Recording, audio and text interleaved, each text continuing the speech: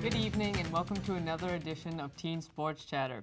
As usual, I'm your host, Kunal Singh, and today we've got a lot of sports and topics to discuss about. With that, I would like to welcome my panel. On my right, I have Neil Vishwanath. Nice to be back. And Ethan Christensen. Thanks for having me. On me. my left, I have Joao Ama and Josh Spain. Hey. And so we're going to start it off with a little football as usual. So a couple things that I want to point out. That the Cleveland Browns are actually atop of the AFC North. No one really thought that. They're 6-3, and that's actually the most competitive division of football. Another thing is that the NFC South, they're really struggling. Don't have a single team over 500, and they have the Saints, Panthers, and Atlanta Falcons, who we all thought were going to be great. And also the Detroit Lions are 7-2. Arizona Cardinals are 8-1. Clear. They're looking like record-wise, they're the clear front runners. So we're going to go into a little discussion here, talking division talk, AFC North. Is there anyone that's actually legit coming out of that division? Yeah, I think that there's just so much surprise in this division, like you said, and really Cleveland right now is in the lead, and I think that's just mainly because of consistency, because all these other teams have shown spurts of really being great contenders, but then they've had a lot of poor, like, bust games. And I don't know, I think that over the course of the season, I think that teams with a lot more like past success, like the Ravens, will rise to the top. But right now, the Cleveland Browns are looking great. Yeah, and Cleveland, they have like the least points allowed in that whole division. That might be a reason why. What about you? Yeah, I agree. I completely think that the AFC North is the best division in football right now, and they're the most surprising division in football right now. Yeah. I think that the level of competition in that division is probably the most equal, and it's just a really fun division to watch this year. It's all grinded out, really competitive division. Well, I have to say that I think the key to the division is the fact that all the teams have a strong running game. I mean, if you look at it, Jeremy Hill, Giovanni Bernard, Ben Tate, Terrence West, they have Justin Forsett and Le'Veon Bell. Le'Veon Farrow. Yeah, they have a lot of good depth. I think that Cleveland's going to come out because if you think about it, Josh Gordon's not even back. So you add Josh Gordon to that team instead of being 6-3. You know, maybe they're 7-2. Yeah. You know. No, they're not that good. I'm not that good. Look, if you think about it, Josh Gordon's absence has really let so many runners on their team step up, and that's really what's won them so many games. So you don't actually know how much of an impact. Obviously, their offense will score more points, but you don't know if in open the up the game more, make it even easier to run the ball. Yeah. Listen, I love this division. I'm a big Baltimore guy. You guys know that. I think Baltimore's coming out of this division wild card or being the division champion. But I really think it's going to be Browns and Baltimore Ravens competing for that top division. No, straight up, like the Baltimore's in last place, but they almost have the same record as Cleveland. I know, it's ridiculous. I've never seen. I think at least two teams. I think at least two teams from this division. Yeah, the wild card's coming. Yeah, definitely. It's going to be Miami, or Cleveland, or Kansas City for those three wild card spots. And then so underperforming teams right now, who I feel like are underperforming: the Saints, the Seahawks, the Niners, the Chargers. Are they flukes or? Are they just underperforming? Are they just underperforming? Listen, I actually really like the Seahawks still. Obviously, they're underperforming. We all thought they were going to be undefeated. Clearly, that's not happening. But the Seahawks are still a very, very good football team. I think a lot of people are overlooking them, but just because of their record, like I think they're a really good football team. Yeah. Also, the Saints. The Saints. I mean, they're leading the division at 4-5. Like, are you kidding me? And I think the Niners are just bad. Like, you know, I've thought this for a while. You know, their offensive line's not playing well. Defense is playing okay, but you know they lost Patrick Lewis for the season. Yeah. Navarro Bowman might not play. He's coming back. Yeah. He's going to practice this week, and you got to understand that the Niners are playing with a very injury like filled defense. And I'm a Niners fan. You guys all know that. I think that once everyone starts coming back, I think they have a lot of potential in a division where, like you said, Seattle's not living up to its potential right now. Yeah, and what about teams overperforming? Cardinals, Dolphins, Eagles. Do you think they're overperforming? Are they just hot right now? What do you guys think?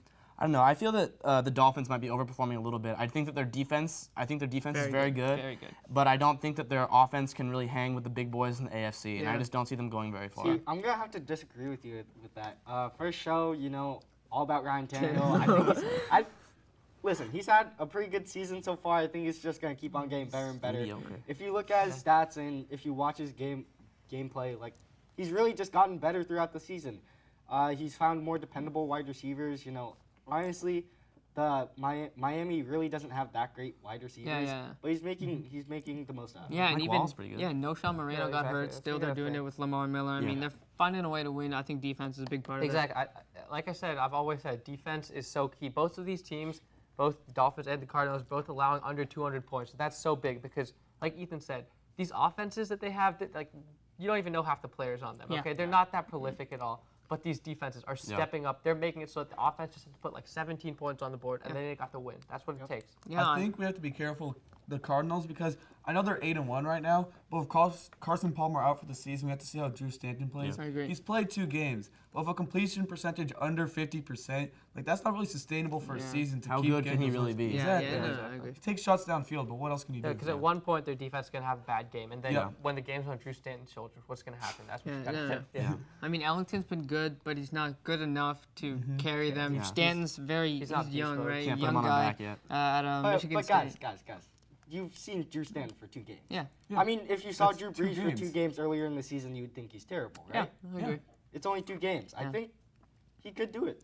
No, that's what really he Sure. said. I mean, Yeah. with a defense like that, like anybody Yeah, could it's do not it. that much he has to do. Honestly, Exactly. Carson Palmer isn't the greatest quarterback. Yeah, I so mean, he doesn't have that He big didn't of make I think he's mistakes. better than Drew That Stanton. game, he I didn't make I think he's mistakes. better than Drew Palmer Stanton. didn't He make is- mistakes. he's like That's and you yeah. don't know Stanton. He's Plus, like they have some that. really good wide receivers over in Arizona. Oh, Fitzgerald, yeah, yeah. Floyd, Oh, yeah, Fitzy, Josh Brown with that boogie. Yeah, no, he's good. And what about for Super Bowl pick-wise? Have you guys say who you thought was going to win beginning of the season and now? I love the Denver Broncos, and I personally still like the Denver Broncos. I think that all these teams that are really good right now, come playoff time, like they're not going to be playing teams that make lots of mistakes where the defense can prey on the weaknesses, and I think that Denver will still run away with it. At the beginning of the year, I had Denver, but I think after watching New England play, the first couple of games, New England's really elevated their play. Yeah. But I think that the big thing to watch in the AFC is where the home field advantage is. I Yeah. think Yeah. the team with the home field advantage in the AFC is going to go to the Super Yeah, Bowl. if you look at, I have it right here: New England 5-0 at home, Yeah. Denver 5-0 at home, Cleveland 4-1 at home, Pittsburgh,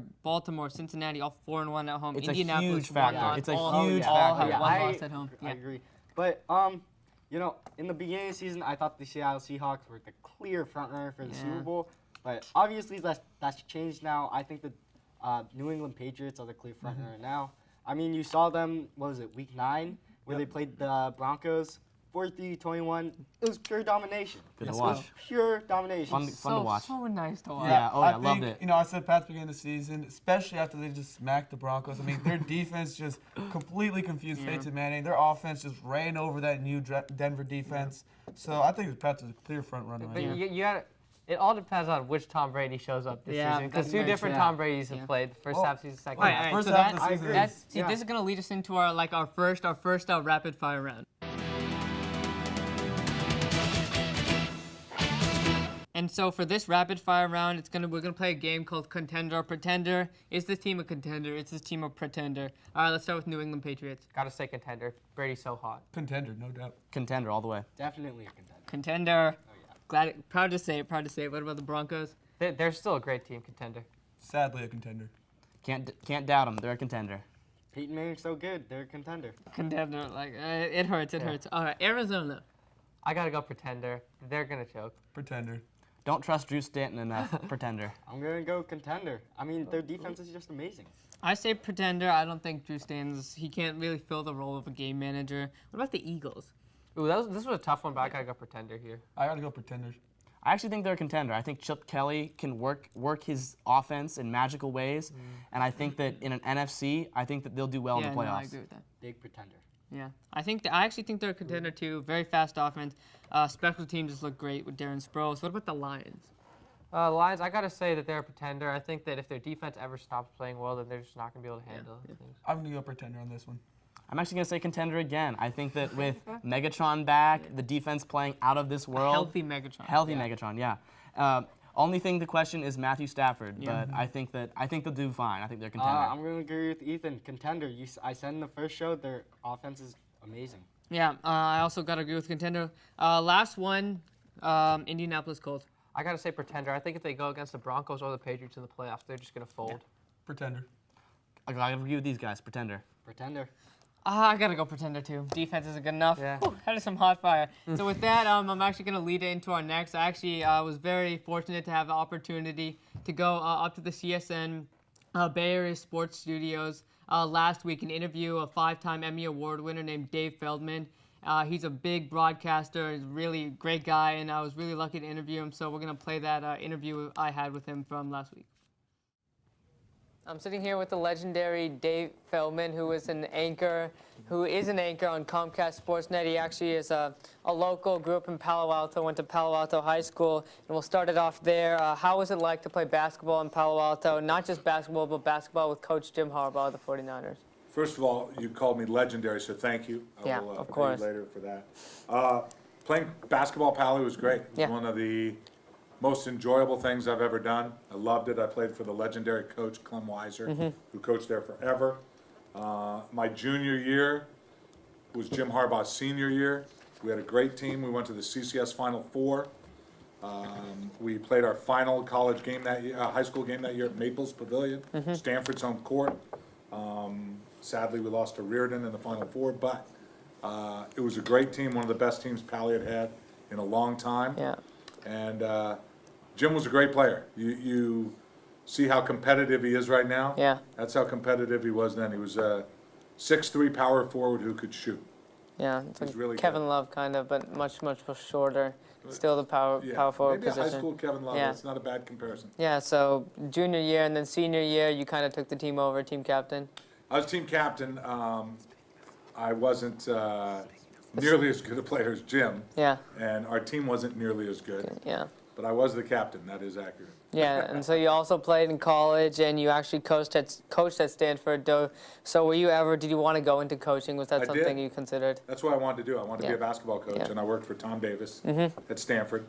And I wanted to go into coaching, and he left Stanford to go become the head coach at Iowa. Okay. And I would have gone with him, but he asked someone else to be his grad assistant, Oh, really? a guy who had played for him at Boston College named Rich Shrigley.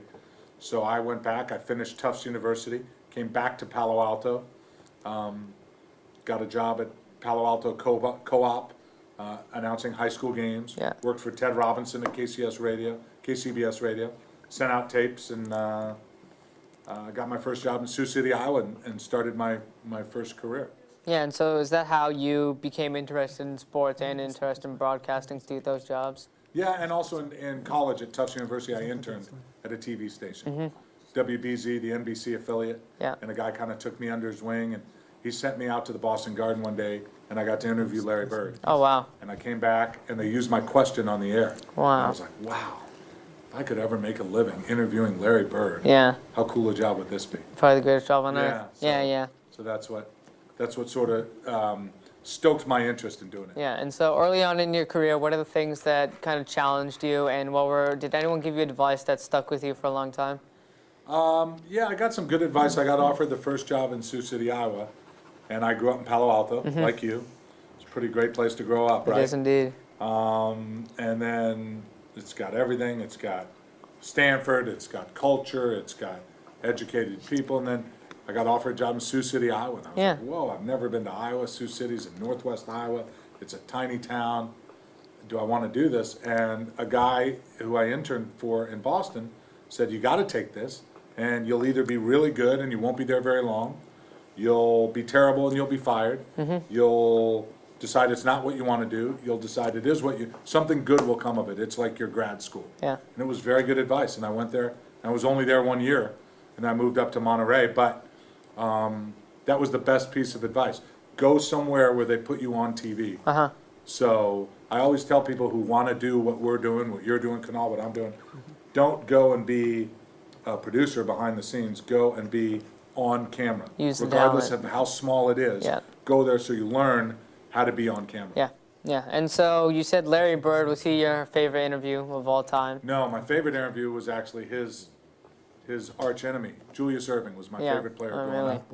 You remember him? Yeah. Dr. J? I know who So- it was. yeah, so Don't he- remember yeah. watching him play, So unfortunately. he was my favorite player of all time, and when I was in Sioux City, Iowa, he came there, he worked for Spalding, and he did a promo tour, and I got to interview him. Wow. And, you know, when you interview pro athletes, you know, you're supposed to be professional, you're not supposed to ask for their autograph or anything, but I was 22 or something. I asked for his picture, and I remember saying, this is so cool. So I was not cool, but it was so cool to interview Dr. Yeah, no, that's awesome interview. So that was great. Yeah, favorite player of all time. Yeah. Yeah.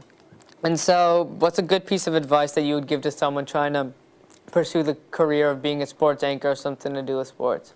Learn how to write. It's really important to learn how to write, learn how to speak correctly, read a lot. You know, in today's day and age, everyone just watches TV and videos. Read a lot. Yeah. And because that will help you retain information. And listen. When you do an interview, listen. You're doing a really good job. You're listening to the answers. You know, people come and they have questions and they're like, okay, I'm going to ask them this, this, and this.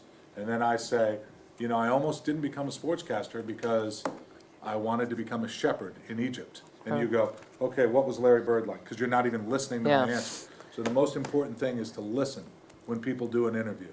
A lot of people don't do that because they're nervous or they just have questions written down. But the best thing you can do as an interviewer is listen. Sounds good. Yeah, hopefully I'm doing good enough job. You're doing a great job. Yeah, and so finally, to wrap it all up, you've won five Emmy Awards, including 3 for the Best Sports Anchor. You've been a sports director, sports anchor, sports reporter. You've coached. What was like your favorite moment ever? Wow. 2 of them. One was hosting the Final Four at ESPN, sitting on the set at the Riverwalk in San Antonio, Texas. What year was that? Probably was 1997 or 8. Dick Vitale, Digger Phelps next to me.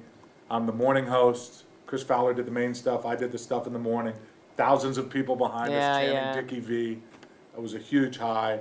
Another one I would say was here at Comcast Sportsnet Bay Area. My first year here at 49ers. Go to the Super Bowl. Yeah. It's my favorite team. My high school friend's the head coach. And we did all our shows from the banks of the Mississippi in New Orleans. Yeah. Didn't have the outcome we wanted. The Ravens won. Yeah. But those I would say are 2 of my favorite moments as a broadcaster. And that's not even including the Julius Erving, the Larry Bird. Julius Erving and Larry Bird are up there. But I was a little kid, but the Julius Erving thing's up there. But I would put those other 2. And what about Trilogy of the Giants, all 3? Were you here for all 3 of them? No, for 2 or 3. 2 of them, yeah. Yeah, I got here the year they won in 2012. Yeah. I'm lucky. I got a great job. Yeah. And it's rare you get to work in our business in your hometown. Yeah. So I moved away was back east for 16 years. Yeah. You get to come back and do this in your hometown. Support the teams you grew up with. The teams you grew up with. And then they're good now too, which is great. Yeah. I mean, I feel bad. Like, say you were to grow up in some place like Cleveland, who hasn't won in that long. D.C. right now. Yeah, I mean, it's tough. Yeah. It's great, and I love the people I work with. Yeah. The guy I do the show with every night, Ahmed Fareed, is one of my best friends. I love my bosses. So it's my parents are still in Palo Alto. They get to watch me on TV. So it's all worked out pretty well. It's great. That's great. Legendary Dave Feldman. Thank you for your time. Thanks, Kanal. Nice job. Thank you. All right, I hope you guys enjoyed that. Welcome back to our Palo Alto studios. It was really an honor to meet Mr. Feldman. We're now ginger buddies, so that was great fun. It was really an honor for me to go up there and interview him. So now I'd like to welcome Jonathan Davis here on my right and Vishal Bomdika here on my left to talk about basketball season just got underway. And so kind of an open discussion, like what teams are for reals this year? Look, you know, I hate to take the top teams from each conference right now, but I'm going to have to go with Toronto and Grizzlies. You know, Toronto, super dynamic backcourt. You got the high-flying DeMar DeRozan, the workhorse, and Kyle Lowry. They haven't played too many good teams as of right now, but they did take on a 7-2 Wizards team in easy 19-point victory. Yeah. The Grizzlies, they've beaten some solid teams. You know, they're only 22nd in the league for offense, but they're second in the league for defense. Only 91 points given up. You know, defense beats offense, as my colleague Yeah, said. Marcus Gasol and Tony Allen, very good defensively. I actually like Houston from the Western Conference. I think that Dwight Howard, James Harden, and Trevor Ariza is proving to be a bigger pickup than what was expected of him, coming in replacing Chandler Parsons. And from the East, gotta love Cleveland. I know, people, but it's just, it's too good. Very good. LeBron, Kyrie, Kevin Love. All right. See, they're off to a rough start, but I think that they'll get it together. They were down big to Boston yesterday. They came storming back. LeBron got 41 points. And I also got to agree, Houston looks very good. Most 3-pointers. I know you like to say, oh, they chuck them up, they chuck them up. 32.5 I know, but they make the most of it. They're winning. Well, I'm going to go with Memphis. They're 41-14 since Marc Gasol came back. I think that record has actually improved recently. Yeah. And I'm going to talk about Gasol some more, but this is a really good team. They went to the Western Conference Finals 2 years ago, and they gave Spurs a run for their money. So Memphis is a really good team that nobody really talks about. All right, from the West, I have the Warriors. Because, I mean, we're looking at their starting line. We got Draymond Green, who's coming into form as a really good player. Harrison Barnes is getting more And minutes. by we, he means the Warriors. Let you guys know I'm a that. fan. I can say we. And then we have Stephen Curry, who is the best point guard in the NBA today. All right, so you can make the argument for CP3, but today it's Stephen Curry. 9 games through What the about season. Iguodala? Yeah, 9 games. Iguodala. All right. I'm a Warriors fan too. I'm just. I saying. love Iguodala, but I don't know. This That's season kind he of the just weak point right hasn't now. been the same. He looks And- old. Old. He looks old. He's They're giving him too much money for what he does. Yeah, And yeah. then from I the agree with East, that. I gotta go with Chicago. I mean, they're just perfect. And Pau Gasol is playing great basketball. Yeah, love- I think he's the missing piece that they've been looking for. I hope D Rose gets healthy soon. And a quick thing on the East, Philadelphia hasn't won a game all season. no. What are you guys' thoughts? Do you think they're tanking or do you think they're just Oh, bad? they're definitely tanking. And do you think tanking is acceptable? Well, see, here's the thing. I'm a Lakers fan, okay? We're 1-8 right now. We're actually not tanking. This is actually on accident. terrible. Yeah, we're just really bad. But I understand tanking for like a season, maybe 2 seasons. But the thing is, the Philadelphia 76ers have been tanking for a while. And there's no signs that they're bad. going to let up. Yeah. Yeah, so like the fans are paying. Did you look at the teams who they've played, though? I mean, yes, I'm going to agree that they're probably tanking, but they've played Houston twice, I mean, the top team, Chicago and Toronto, as well as some other pretty decent teams. I mean, you got to cut them some slack. They're not a good team as it is. Maybe they're just really, they just suck. I mean, I think that Philadelphia has some good young prospects though, and I think that they are tanking. And I don't think it's fair to the fans. I don't think it's fun for the No, Philadelphia they're very 76ers. good young. Like if Noel can get healthy, Yeah. Tony Rote. They've got good young players. They've got good young players. I think they could win a couple games, but it's not fun for their fans, and it's not fair to their It's not fans. good for a team Yeah. morale. Yeah. It just brings I everything gotta go with down. that. And it's not good for developing the players. Like No. MC Dub last year, They're like, just get he had down good on- stats. yeah. Yeah, I agree. but I agree. he's just chasing the stats. He's not learning how to be a winner. He's not Exactly. learning behind solid vets or anything. Yeah. I think they're just terrible. Straight up that. I hate tanking because I remember a couple years back when the Warriors traded Monte for Bogut, the Warriors tanked the rest of that season, and it was terrible to watch. It's very frustrating to be a fan of Yeah. a tanking team. hard, Yeah. it's hard. All right, now we're gonna go into team talk. Let's focus on some teams that are kind of on the edge or there's something going on. So going on wise, OKC injuries to Russell Westbrook, Kevin Durant. They're two rocks. Are they gonna make the playoffs? Kunal, why is this even a topic? I don't understand it at all. No. Their rocky That's why start this is a is topic. giving them no momentum at all. The role players just aren't good enough. I mean, Reggie Jackson is a they're roll. really not that good. I mean, Jeremy Lamb, all these other players. Ibaka's playing decently, like 17 points a game. Reggie Jackson's playing Reggie better. Ibaka. No, I mean, come on. I just don't see them doing anything Yeah. this year. I'm sorry. I disagree. I think that while they are off to a rough start, I think that when Durant and Westbrook do come back, they'll pull it together. I don't see them being a 1 or 2 seed, not even a 3 seed in the Western not even. Conference, but I see them as like maybe a 6, 7 seed, maybe a I 5. got that. Well, they have to be careful because the Western Conference is really good. Yeah. You have to be well above 500 to get into Hard the to playoffs. play catch up in yeah, the you Western need, Conference. you Yeah, need- Suns. yeah, Yeah, you need 50-something wins they're to a make the good team. playoffs. And right now they're 3-7. So if they keep lagging behind, it doesn't matter how much they turn it on, they won't be able to catch Got to up. start winning. Yeah, I agree with Ethan, and I think they're gonna make the playoffs, but they're gonna hang in there around 6, maybe 7, as Ethan But see, the said. thing is, if they do make the playoffs, They're- Then they're It's- dangerous. Yeah. they're dangerous. And I agree with JD. I mean, Phoenix had 48 wins last They year, and they were the did. 9th Yeah, seed. that's- I mean, it's just Dude, hard. conference Gotta rebalance. gotta it. rebalance They those might. They Yeah. might. Yeah, We they talked do. about They that really last do. time. Yes. It's looking God. like it. Yeah, it's so bad. All right, the Dubs. okay. Let's start it with you. All right, Uh-oh. are they for real? Yeah, I think they are for real. All right, Steph Curry has developed into such a great player this year. Everything has been working well. Then we have Klay Thompson, who's become a consistent player. He's not just 30 points, 5 points, shooting like 50% and then 25%. Like, that's not going to work. Then Draymond Green has proven he's not just a guy that's going to be there, like, not for the stats. He has the stats now, too. He's backing that up. Harrison Barnes is getting minutes. Bogut Yeah. is running an offense like a point guard. He's had 5 assists in 3 games. This is beautiful. He does. And then we They don't had- have David Lee. Once we get David Lee, Yeah. It's No, the really Warriors could be good. very, very good. I think the Dubs are for real, as in they'll get a high seed in the playoffs. They'll go pretty far in the playoffs.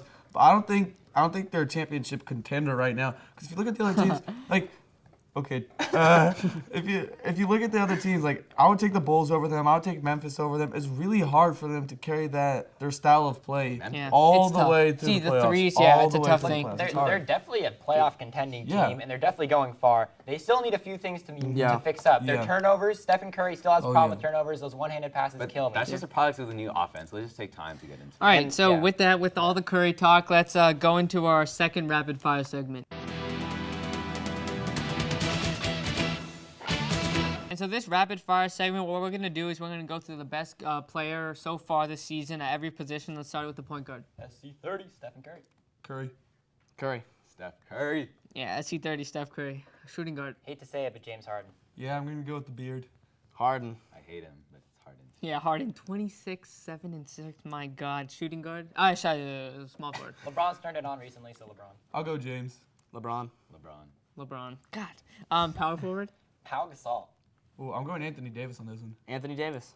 Pau Gasol. Anthony Davis. And then for center. Anthony Davis. Marcus Gasol. DeMarcus Cousins. Anthony Davis. See, I've got a toss-up right here between Dower, Dwight Howard, and DeMarcus Cousins. They're both very Great good. name. Dower. DeCuz. Dower. Okay, Boogie. And then who's going to win the championship? Knock on wood, Warriors. I'm going Bulls. Spurs. Warriors. Spurs, yeah. All right, now to fantasy basketball. I know we didn't have any fantasy football. We're sorry for that. We just don't think there's too much going on in that. We'll give you some more advice closer to playoff time. So fantasy basketball, who's good on the waivers? Who could you buy low, sell high? Any advice to the players out there? So I recently picked up Sean Williams, who's been having really, really good numbers. He averages over 2 threes a game, Yeah. 12 points. And a little piece of advice, get rid of Al Jefferson. Yeah, all right, quick. I think that in a deeper league, for a short-term pickup, look at Jeremy Lamb with Durant and Westbrook gone. He's going to get a lot of points and a lot of rebounds. All right, one player, quick. Okay, I'm gonna go pick up Ed Davis. He's solid.